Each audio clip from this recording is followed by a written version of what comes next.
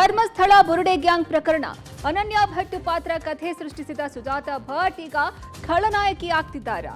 ಮಗಳು ನಾಪತ್ತೆ ಅಂದ ಸುಜಾತ ಭಟ್ ಬಂಧನ ಸಾಧ್ಯತೆ. ನಾನ್ ಹೇಳಿದ್ದೆಲ್ಲವೂ ಸುಳ್ಳು, ನನ್ನನ್ನ ಬಿಟ್ಟು ಬಿಡಿ. ಸುಜಾತ ಭಟ್ ಕಣ್ಣೀರು. ಬುರುಡೆ ಗ್ಯಾಂಗ್ ಸೂತ್ರಧಾರಿಗೆ ನೋಟಿಸ್ ಸಾಧ್ಯತೆ. ಮತ್ತೆ ರಿಓಪನ್ ಆಗುತ್ತಾ ಸೌಜನ್ಯ ಕೇಸ್? ಎಸ್ಐಟಿಗೆ ಸೌಜನ್ಯ ತಾಯಿ ದೂರು. ಬುರುಡೆ ಹೂತಿಟ್ಟ ಕೇಸ್ ಬಗ್ಗೆ ಎಸ್ಐಟಿ ತನಿಖೆ. ಸರ್ಕಾರದ ವಿರುದ್ಧ ವಿಪಕ್ಷಗಳು ಕಿಡಿ. ಡೆಡ್ಲಿ ಆಕ್ಸಿಡೆಂಟ್, ಒಂದೇ ಕುಟುಂಬದ 4 ಸೇರಿ 6 ಮಂದಿ ದುರ್ಮರಣ. ಎಲ್ಲವನ್ನ ನೋಡ್ತಾ ಹೋಗೋಣ ಕರ್ನಾಟಕ ಟಾಪ್ 20ಯಲ್ಲಿ. ಅನನ್ಯ ಭಟ್ ಪಾತ್ರ ಸೃಷ್ಟಿ ಮಾಡಿದ ಸುಜಾತ ಭಟ್ ಬಂಧನ ಆಗೋ ಸಾಧ್ಯತೆ ಇದೆ. ಧರ್ಮಸ್ಥಳಕ್ಕೆ ಹೋದ ನನ್ನ ಮಗಳು ನಾಪತ್ತೆ ಆಗಿದ್ದಾಳೆ ಅಂತ ದೂರು ಕೊಟ್ಟ ಸುಜಾತ ಭಟ್ರನ್ನ ಬಂಧಿಸುವ ಸಾಧ್ಯತೆ ಹೆಚ್ಚಾಗಿದೆ. ನಾನು ಹೇಳಿದ್ದೆಲ್ಲ ಸುಳ್ಳು, ನನ್ನನ್ನ ಬಿಟ್ಟು ಬಿಡಿ ಅಂತ ಸುಜಾತ ಭಟ್ ಕಣ್ಣೀರಿಟ್ರು. ಎಸ್ಐಟಿ ವಿಚಾರಣೆಯನ್ನ ಮುಂದುವರೆಸಿದೆ. ಅನನ್ಯ ಭಟ್ ಪಾತ್ರಧಾರಿಗಳ ಪತ್ತೆಗೆ ಎಸ್ಐಟಿ ಮುಂದಾಗಿದ್ದು ಇವತ್ತು ವಿಚಾರಣೆ ಅಂತ್ಯಗೊಳ್ಳೋ ಸಾಧ್ಯತೆ ಇದೆ. ಸುಜಾತ ಭಟ್ ಹೇಳಿಕೆ ಆಧರಿಸಿ ಗಿರೀಶ್ ಮಟ್ಟಣ್ಣನವರ್ ಸೇರಿದಂತೆ ಹಲವರಿಗೆ ಎಸ್ಐಟಿ ನೋಟಿಸ್ ಕೊಡೋ ಸಾಧ್ಯತೆ ಇದೆ. ಇನ್ನು ಸುಜಾತ ಭಟ್ ಏಕಾಂಗಿಯಾಗಿದ್ದು ತಿಮರೋಡಿ ಗ್ಯಾಂಗ್ ಅಂತರ ಕಾಯ್ದುಕೊಂಡಿದೆ. ಯಾರು ಕೂಡ ಸುಜಾತ ಭಟ್ ಭೇಟಿ ಆಗ್ತಿಲ್ಲ. ಧರ್ಮಸ್ಥಳ ಸಮೀಪದ ಉಜಿರೆ ಹೋಟೆಲ್ನಲ್ಲಿ ಸುಜಾತ ಭಟ್ ವಾಸ್ತವ್ಯ ಹೂಡಿದ್ದಾರೆ. ಧರ್ಮಸ್ಥಳದ ಬುರುಡೆ ಗ್ಯಾಂಗ್ ಕೇಸ್ನಲ್ಲಿ ಪ್ರಕರಣದ ಸೂತ್ರಧಾರಿ ಮಹೇಶ್ ಶೆಟ್ಟಿ ತಿಮರೋಡಿ ನೋಟಿಸ್ ಕೊಡೋ ಸಾಧ್ಯತೆ ಇದೆ. ಬುರುಡೆ ಮ್ಯಾನ್ ಚಿನ್ನಯ್ಯನಿಗೆ ಆಶ್ರಯ ಕೊಡೋ ಜೊತೆಗೆ ಪಿತೂರಿ ನಡೆಸಿದ್ದ ಆರೋಪದ ಅಡಿ ತಿಮರೋಡಿಗೆ ನೋಟಿಸ್ ಕೊಡೋ ಸಾಧ್ಯತೆ ಇದೆ. ತಿಮರೋಡಿ ಸೀಕ್ರೆಟ್ ರೂಮ್ನಲ್ಲಿ ಯೂಟ್ಯೂಬರ್ಗಳಿಗೆ ಸಂದರ್ಶನ ಕೊಡಿಸಿದ್ರು ಅನ್ನಲಾಗಿದೆ. ಎಸ್ಐಟಿ ದಾಳಿ ಮೂಲಕ ತಲ್ವಾರ್ ಜೊತೆಗೆ ಕೆಲವೊಂದು ದಾಖಲೆಗಳು ಸಿಕ್ಕಿದೆ. ಚಿನ್ನಯ್ಯನ ಬಟ್ಟೆ, ಬರೆ, ಮೊಬೈಲ್ಗಳನ್ನ ಎಸ್ಐಟಿ ವಶಕ್ಕೆ ಪಡೆದಿದೆ. ವಿಚಾರಣೆ ವೇಳೆ ಚಿನ್ನಯ್ಯ ಕೆಲವೊಂದು ಸ್ಫೋಟಕ ಮಾಹಿತಿ ಕೊಟ್ಟಿದ್ದು ಇದನ್ನ ಆಧರಿಸಿ ಎಸ್ಐಟಿ ನೋಟಿಸ್ ಕೊಡುವಂತಹ ಸಾಧ್ಯತೆ ಇದೆ. ಮೊನ್ನೆ ಎಸ್ಐಟಿ ದಾಳಿ ನಡೆಸಿದ್ದ ದಿನದಿಂದಲೂ ತಿಮರೋಡಿ ನಾಪತ್ತೆಯಾಗಿದ್ದಾನೆ. ಇಡೀ ರಾಜ್ಯದಲ್ಲೇ ಭಾರಿ ಸದ್ದು ಮಾಡಿದ್ದು ಸೌಜನ್ಯ ಕೇಸ್ ತನಿಖೆ ಮತ್ತೆ ರಿಓಪನ್ ಆಗುತ್ತಾ ಅನ್ನುವ ಕುತೂಹಲ ಹೆಚ್ಚಾಗಿದೆ. ಬೆಳ್ತಂಗಡಿ ಎಸ್ಐಟಿ ಕಚೇರಿಗೆ ತೆರಳಿದ ಸೌಜನ್ಯ ಕುಟುಂಬ ದೂರನ್ನ ಕೊಟ್ಟಿದೆ. ಧರ್ಮಸ್ಥಳ ಬುರುಡೆ ಪ್ರಕರಣದಲ್ಲಿ ಸಾಕ್ಷಿದಾರನಾಗಿ ಬಂದು ಈಗ ಆರೋಪಿಯಾಗಿರುವ ಚಿನ್ನಯ್ಯನನ್ನ ಸಾಕ್ಷಿಯಾಗಿಟ್ಟುಕೊಂಡು ತನಿಖೆ ನಡೆಸುವಂತೆ ಸೌಜನ್ಯ ಕುಟುಂಬದವರು ಮನವಿ ಮಾಡಿಕೊಂಡಿದ್ದಾರೆ. ಎಸ್ಪಿ ಸೈಮನ್ ಅವರಿಗೆ ಲಿಖಿತ ದೂರನ್ನ ಕೊಟ್ಟಿದ್ದಾರೆ. ಹಿಂಬರಹ ಕೊಟ್ಟಿರುವ ಎಸ್ಐಟಿ ಪೊಲೀಸರು ತಾವು ನೀಡಿದ ಅರ್ಜಿಯನ್ನ ಪರಿಶೀಲಿಸುತ್ತೇವೆ ಅಂತ ಹೇಳಿದ್ದಾರೆ. ದೂರಿನ ಅಂಶಗಳ ಬಗ್ಗೆ ಎಸ್ಐಟಿ ತನಿಖೆಯ ವೇಳೆ ಪರಿಗಣಿಸುತ್ತೆ ಅಂತ ಹೇಳಿ ಸೌಜನ್ಯ ತಾಯಿ ಕುಸುಮಾವತಿಗೆ ಎಸ್ಐಟಿ ಹಿಂಬರಹವನ್ನ ಬರೆದುಕೊಟ್ಟಿದೆ. ಸೌಜನ್ಯ ಪ್ರಕರಣವನ್ನ ಎಸ್ಐಟಿ ವ್ಯಾಪ್ತಿಗೆ ಬರೋದಿಲ್ಲ ಅಂತ ಹೇಳಿ ಈ ಹಿಂದೆ ಗೃಹ ಸಚಿವ ಜಿ ಪರಮೇಶ್ವರ್ ಸ್ಪಷ್ಟಪಡಿಸಿದ್ರು. ಧರ್ಮಸ್ಥಳದಲ್ಲಿ ಬುರುಡೆ ಹೂತಿಟ್ಟ ಪ್ರಕರಣದ ಬಗ್ಗೆ ಎಸ್ಐಟಿ ತನಿಖೆಗೆ ಮುಂದಾದ ಸರ್ಕಾರದ ವಿರುದ್ಧ ವಿಪಕ್ಷಗಳು ವಾಗ್ದಾಳಿ ನಡೆಸಿದ್ದಾರೆ. ಕೇಂದ್ರ ಸಚಿವ ಕುಮಾರಸ್ವಾಮಿ ಮಾತನಾಡಿ, ಧರ್ಮಸ್ಥಳ ವಿಚಾರದಲ್ಲಿ ಸರ್ಕಾರ ನಡೆದುಕೊಂಡ ರೀತಿ ಸರಿಯಿಲ್ಲ. ಸರ್ಕಾರದ ನಡವಳಿಕೆಯಿಂದ ಶ್ರೀ ಕ್ಷೇತ್ರಕ್ಕೆ ಅಪಮಾನ ತಟ್ಟಿದ್ದು ಅದರ ಶಿಕ್ಷೆಯನ್ನ ಸರ್ಕಾರ ಅನುಭವಿಸಲಿದೆ ಅಂತ ಎಚ್ಚರಿಕೆ ಕೊಟ್ಟಿದ್ದಾರೆ. ಇನ್ನೊಂದೆಡೆ ಮತ್ತೊಬ್ಬ ಕೇಂದ್ರ ಸಚಿವ ಸೋಮಣ್ಣ ಶ್ರೀ ಕ್ಷೇತ್ರವನ್ನ ಅಸ್ಥಿರಗೊಳಿಸುವ ಕಾರ್ಯದಲ್ಲಿ ಸರ್ಕಾರ ದೂರಿದ್ದಾರೆ. ಇನ್ನೊಂದೆಡೆ ಬಿಜೆಪಿ ರಾಜ್ಯಾಧ್ಯಕ್ಷ ವಿಜಯೇಂದ್ರ ಸರ್ಕಾರದ ವಿರುದ್ಧ ವಾಗ್ದಾಳಿ ನಡೆಸಿದ್ದು ಅಪಪ್ರಚಾರಕರ ವಿರುದ್ಧ ಸರ್ಕಾರ ಒಂದೇ ಒಂದು ಎಫ್ಐಆರ್ ದಾಖಲಿಸಿಲ್ಲ ಅಂದಿದ್ದಾರೆ. ಈ ಮಧ್ಯೆ ಆಗಸ್ಟ್ 31ಕ್ಕೆ ಜೆಡಿಎಸ್ನಿಂದ ಧರ್ಮಸ್ಥಳ ಜಾಥಾ ಹಮ್ಮಿಕೊಳ್ಳಲಾಗಿದೆ.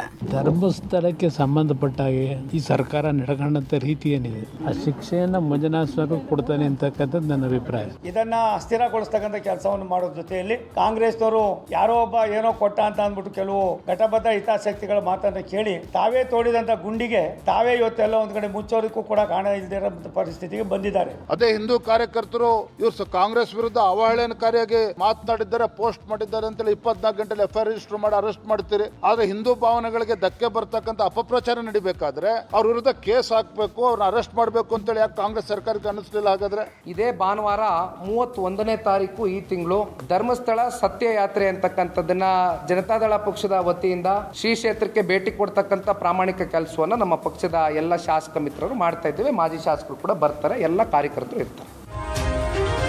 ಪ್ರಯಾಣಿಕರ ತಂಗುದಾಣಕ್ಕೆ ನಿಯಂತ್ರಣ ತಪ್ಪಿ ಕೆಎಸ್ಆರ್ಟಿಸಿ ಬಸ್ ಡಿಕ್ಕಿ ಹೊಡೆದ ಪರಿಣಾಮ 6 ಜನ ಮೃತಪಟ್ಟಿದ್ದಾರೆ. ಕರ್ನಾಟಕ ಕೇರಳ ಗಡಿ ಭಾಗದ ತಲಪಾಡಿಯಲ್ಲಿ ಘಟನೆ ನಡೆದಿದೆ. ಬಸ್ ನಿಲ್ದಾಣದಲ್ಲಿ ಕಾಯುತ್ತಿದ್ದ 4 ಸ್ಥಳದಲ್ಲೇ ಪ್ರಾಣ ಕಳೆದುಕೊಂಡಿದ್ದಾರೆ. 3 ಮಹಿಳೆಯರು ಮತ್ತೆ ಓರ್ವ ಪುರುಷ ಸೇರಿದಂತೆ ಒಂದೇ ಕುಟುಂಬದ 4 ಮೃತಪಟ್ಟಿದ್ದಾರೆ. ಒಂದು ಮಗು ಕೂಡ ಸಾವನ್ನಪ್ಪಿದೆ. ಅಪಘಾತದ ಸಮಯದಲ್ಲಿ ಪ್ರಯಾಣಿಕರ ತಂಗುದಾಣದ ಬಳಿ ನಿಲ್ಲಿಸಿದ್ದ ಆಟೋ ರಿಕ್ಷಾದೊಳಗೆ ಕುಳಿತಿದ್ದ 7 ಜನರಿಗೆ ಗಂಭೀರ ಗಾಯಗಳಾಗಿವೆ. ಗಾಯಾಳುಗಳನ್ನ ಚಿಕಿತ್ಸೆಗಾಗಿ ಆಸ್ಪತ್ರೆಗೆ ದಾಖಲಿಸಲಾಗಿದೆ. ಕರ್ನಾಟಕ ರಾಜ್ಯ ರಸ್ತೆ ಸಾರಿಗೆ ನಿಗಮದ ಬಸ್ ಬ್ರೇಕ್ ಫೇಲ್ ಆಗಿದ್ದರಿಂದ ಅಪಘಾತ ಸಂಭವಿಸಿದೆ.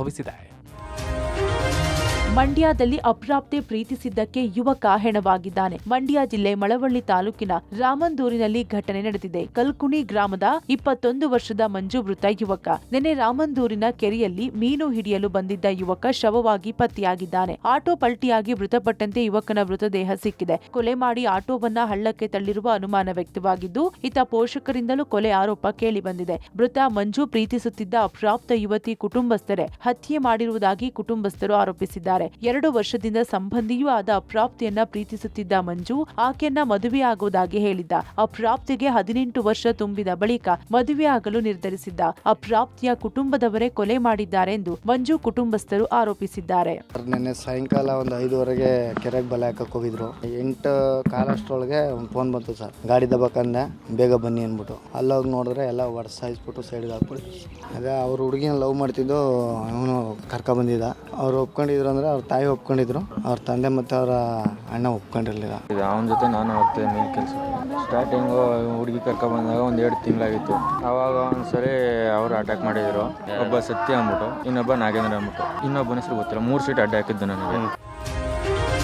ಕನ್ನಡದ ಖ್ಯಾತ ನಿರೂಪಕಿ ಹಾಗೂ ನಟಿ ಅನುಶ್ರೀ ಇಂದು ಕೊಡಗು ಮೂಲದ ರೋಷನ್ ಹೊಸ ಮನ್ವಂತರಕ್ಕೆ ಕಾಲಿಟ್ಟಿದ್ದಾರೆ. ತಮ್ಮ ನಿರೂಪಣೆಯಿಂದ ಹೆಚ್ಚು ಜನಪ್ರಿಯತೆ ಗಳಿಸಿದ ಅನುಶ್ರೀ ತಮ್ಮ ಬಹುಕಾಲದ ಗೆಳೆಯ ರೋಷನ್ ಜೊತೆ ಹಸಿಮಣೆ ಏರಿದ್ದು 10:56ರ ಶುಭ ಮುಹೂರ್ತದಲ್ಲಿ ಅನುಶ್ರೀ ಹಾಗೂ ರೋಷನ್ ವೈವಾಹಿಕ ಜೀವನಕ್ಕೆ ಕಾಲಿಟ್ಟಿದ್ದಾರೆ. ಬೆಂಗಳೂರಿನ ಕಗ್ಗಲೀಪುರ ಬಳಿಯ ಹೊರವಲಯದ ರೆಸಾರ್ಟ್ನಲ್ಲಿ ಮದುವೆ ನೆರವೇರಿದ್ದು ಕಿರುತೆರೆ ಕಲಾವಿದರು, ಚಿತ್ರೋದ್ಯಮದ ಗಣ್ಯರು ನವ ಜೋಡಿಗೆ ಶುಭ ಹಾರೈಸಿದ್ದಾರೆ. ಮದುವೆಗೂ ಹಿಂದಿನ ದಿನ ನಡೆದ ಹಳದಿ ಶಾಸ್ತ್ರದ ಫೋಟೋಗಳು ವೈರಲ್ ಆಗಿವೆ. ಅನುಶ್ರೀ ಹಾಗೂ ರೋಷನ್ ಹಳದಿ ಬಣ್ಣದ ಉಡುಗೆಯಲ್ಲಿ ಕಾಣಿಸಿಕೊಂಡಿದ್ದಾರೆ. ಇದು ಸಿಂಪಲ್ ಲವ್ ಸ್ಟೋರಿ. ನಾವಿಬ್ರು ಫ್ರೆಂಡ್ಸ್ ಆದ್ವಿ, ಕಾಫಿ ಕುಡಿದ್ವಿ. ನಂಗೆ ಅವ್ರು ಇಷ್ಟ ಆದ್ರು, ಅವ್ರಿಗೆ ನಾನು ಇಷ್ಟ ಆದೆ. ಲವ್ ಆಯ್ತು, ಮದುವೆ ಆಗಿ ನಿಮ್ಮ ಮಧ್ಯೆ ಕೂತಿದ್ವಿ. ಮದುವೆ ಬಹಳ ಸುಂದರವಾಗಿ ಸರಳವಾಗಿ ನಡೀತು. ಬಹಳ ಕಡಿಮೆ ಜನರ ಜೊತೆ ಒಂದು ವಿವಾಹ ಆಗ್ಬೇಕನ್ನೋದು ನಮ್ಮಿಬ್ರು ಆಸೆ ಆಗಿತ್ತು. ಹಾಗಾಗಿ it was a very simple wedding. Thank you so much ನಿಮ್ಮೆಲ್ಲರ ಪ್ರೀತಿಗೆ, ಸಪೋರ್ಟ್ಗೆ. ಆ್ಯಂಡ್ ವರುಣ್ ಹೇಳ್ತಿದ್ರು ತುಂಬಾ ಕಡೆಯಿಂದ ತುಂಬಾ ಜನ ಬಂದಿದ್ದಾರೆ ಅಂತ. ಆ ಎಲ್ಲ ಪ್ರೀತಿ ಪಾತ್ರರಿಗೆ ತುಂಬ ಹೃದಯದ ಧನ್ಯವಾದಗಳು. ಅವರಿಗೆ ಹೊಸ ಜೀವನ, ನಮಗೆ ವಿಶೇಷ ಜೀವನ. ನಾನು ಎಷ್ಟು ಮದುವೆಗೆ ಹೋಗಿದ್ದೀನಿ, ಇವತ್ತಿನ ಮದುವೆ ವಿಶೇಷ ಏನು ಗೊತ್ತಾ? ಮದುವೆ ಮನೆಯಲ್ಲಿ ಯಾರ ಮುಖದಲ್ಲಿ ನೋಡಿದ್ರು ನಗು. ಅನುಶ್ರೀ ಅನ್ನುವ ಒಂದು ವ್ಯಕ್ತಿತ್ವ, ಅದರ ಪ್ರತಿಫಲ ಎಲ್ಲರ ನಗು. ಆ್ಯಕ್ಚುಲಿ ನನಗೆ ಹೇಳ್ತಾ ಇದ್ದ ಅನುಶ್ರೀ ಹಣ ಒಂದು ಗಂಡು ಹುಡುಕ್ಬೇಕು ಅಂತ. ನಾನೇ ಹುಡುಕ್ತೀನಿ ಮನೆಗೆ ಅಂತ ಅವಾಗ ತಮಾಷೆ ಮಾಡ್ತಿದ್ದೆ. ಬಟ್ ಖುಷಿ ಆಯಿತು ಆ್ಯಕ್ಚುಲಿ.